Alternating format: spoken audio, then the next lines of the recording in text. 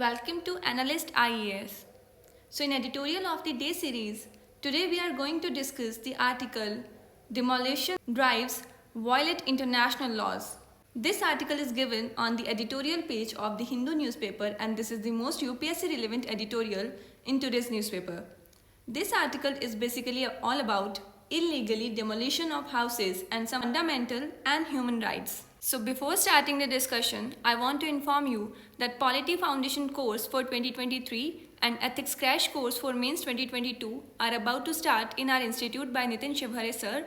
For more details, you can call on given numbers. So in this article, we are going to discuss about the context of the article, like what it is all about, and then we will see about some fundamental rights and human rights. तो recent times में आपने बहुत सारे communal violence के cases India में देखे हैं। आपने देखा होगा कि जैसे किसी जगह पर फेस्टिवल चल रहा है एंड वहाँ दो कम्युनिटीज़ के बीच क्लैशेज हो रहे हैं। तो सवाल ये है कि अब उसका सोल्यूशन क्या निकाला जा रहा है। तो उसका बहुत फास्ट सोल्यूशन ये निकाला गया है, स्पेशली यूपी और एमपी में, कि जो भी इस वायलेंस में इन्वॉल्व हैं उनके घरों को गिरा दिया जाए। तो यहाँ से हमारे सामने दो पर्सपेक्टिव निकल कर सामने आते हैं। पहला पर्सपेक्टिव हम गवर्नमेंट की तरफ से समझते हैं कि वो क्या कहना चाहते हैं। तो गवर्नमेंट ये कह रही है कि जिनके भी हम घर गिरा रहे हैं वो इलीगली इंटॉचमेंट है और लॉ एंड ऑर्डर का खौफ बनाए रखने के लिए सरकार ये चीज़ कर रही है। तो रियलिटी में ये होना भी चाहिए कि लोगों को लॉ एंड ऑर्डर का डर हो, क्योंकि तभी तो लोग लॉ एंड ऑर्डर फॉलो करेंगे। लेकिन अगर दूसरे पर्सपेक्टिव से हम देखें तो क्या घर गिराने के पूरे ड्यू प्रोसेस को गवर्नमेंट फॉलो कर रही है या नहीं, क्योंकि किसी के घर को गिराना या किसी के घर की जब्ती करने का भी एक पूरा प्रोसेस होता है।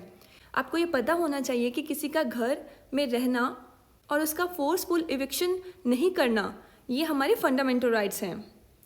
और ये सिर्फ हमारे फंडामेंटल राइट्स का हिस्सा नहीं है, बल्कि ये international bodies, for example human rights का भी हिस्सा है।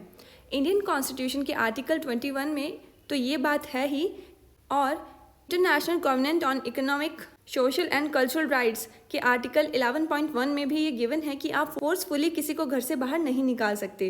तो बेसिकली ये कहा गया है कि इस एडिटोरियल में कि ये जो डिमोलिशन का ऑर्डर है वो केवल नेशनल लॉज को ही चैलेंज नहीं कर रहा, ये इंटरनेशनल लॉज को भी चैलेंज कर रहा है। तो जो लीस्ट राइटर्स जो हैं उन्हें अभी कोर्ट में दोषी नहीं माना गया है। तो क्या बिना दोषी साबित हुए भी उनके घर को डिमोलिश करना सही है या गलत? जुडिशरी एक तरफ बैठकर इस सारे मैटर को होते हुए देख रही है, अपना कोई पक्ष नहीं रख रही। तो अब हाई टाइम आ गया है जुडिशरी के लिए कि वो इस मैटर में अपना पक्ष सामने रखे, ताकि फंडामेंटल राइट और अदर ह्यूमन राइट्स को बचाया जा सके। तो ये था हमारा आज का editorial about demolition drives violet international laws. यहाँ अब कुछ आर्टिकल्स की बात कर लेते हैं जो इस एडिटोरियल में मेंशन है।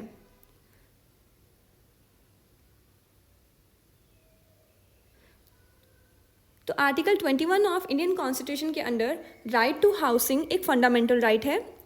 Article 25 of the universal declaration of human rights ये कहता है कि everyone has the right to a standard of living adequate for the health and well being of himself end of his family, including food, clothing, housing and medical care. Article 11.1 of the international covenant on economic, social and cultural rights ICE/SCR ये कहता है कि the right of everyone to N adequate standard of living for himself and his family, including adequate food, clothing and housing, and to the continuous improvement of living conditions.